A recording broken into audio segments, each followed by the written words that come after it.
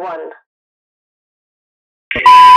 लोकसभा की 543 सीट में से 80 सीट्स, उत्तर प्रदेश विधानसभा में 403 सीट्स, राज्यसभा में 245 में से 31 सीट्स, लेजिस्लेटिव काउंसिल में 100 मेंबर्स। उत्तर प्रदेश अपने 15 करोड़ वोटर्स के साथ पूरे भारत की पॉलिटिक्स का सबसे बड़ा हिस्सा है और उत्तर प्रदेश के चुनावी पूरे देश की पॉलिटिक्स का डायरेक्शन डिसाइड करते हैं। योगी आदित्यनाथ, जिन्होंने 19 मार्च 2017 को शपथ ली थी उत्तर प्रदेश के सीएम के तौर पर, अखिलेश यादव और मायावती के बाद अब वो तीसरे ऐसे नेता होने जा रहे हैं जिन्होंने अपने 5 साल के टेन्योर को कंप्लीट किया है। योगी आदित्यनाथ के पहली बार स्टेट इलेक्शन लड़ने की अटकलें तो बहुत दिनों से चल रही थी, पर बीजेपी या योगी आदित्यनाथ ने लिस्ट जारी होने तक ये साफ नहीं किया कि योगी आदित्यनाथ कौन सी सीट से लड़ेंगे। सोर्सेज के द्वारा मीडिया रिपोर्ट में बताया गया कि योगी आदित्यनाथ अयोध्या, गोरखपुर, मथुरा या देवबंद, इनमें से किसी से भी पर्चा भर सकते हैं। लल्लन टॉप के इंटरव्यू पे इसी सवाल को पूछे जाने पर योगी आदित्यनाथ ने इस सवाल का जवाब कुछ इस तरीके से दिया।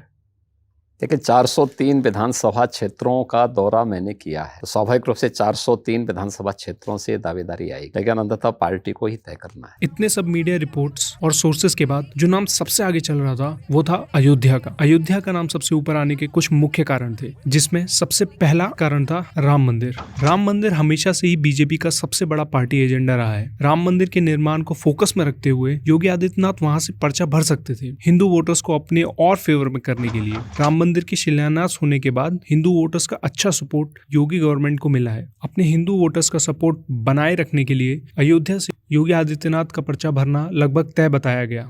दूसरा कारण जो हो सकता है वो था बीजेपी का अयोध्या में ट्रैक रिकॉर्ड। अयोध्या 1991 से बीजेपी के ही साथ रही है, सिर्फ 2012 को छोड़ दे तो, जहां ये सीट और यूपी का इलेक्शन दोनों ही समाजवादी पार्टी ने जीते थे और अखिलेश यादव उत्तर प्रदेश के नए सीएम बने। अयोध्या में बीजेपी का स्ट्रॉन्ग होल्ड और राम मंदिर जैसे बड़े मुद्दों को यूज करके योगी आदित्यनाथ ये इलेक्शन लड़ सकते थे, लेकिन 15 जनवरी को अपनी वोटर लिस्ट जारी करते हुए उन्होंने ये साफ कर दिया कि योगी आदित्यनाथ अयोध्या से नहीं, अपने गढ़ गोरखपुर से ही चुनाव लड़ेंगे। बीजेपी की इस लिस्ट जारी होने के बाद समाजवादी पार्टी के लीडर अखिलेश यादव का ये ट्वीट सामने आया, जिसमें उन्होंने लिखा था, कभी कहा मथुरा, कभी कहा अयोध्या और अब कह रहे हैं गोरखपुर। जनता से पहले इनकी पार्टी ने ही इनको वापस घर भेज दिया। दरअसल इनको टिकट मिली ही नहीं, इनकी वापसी की टिकट कट गई है।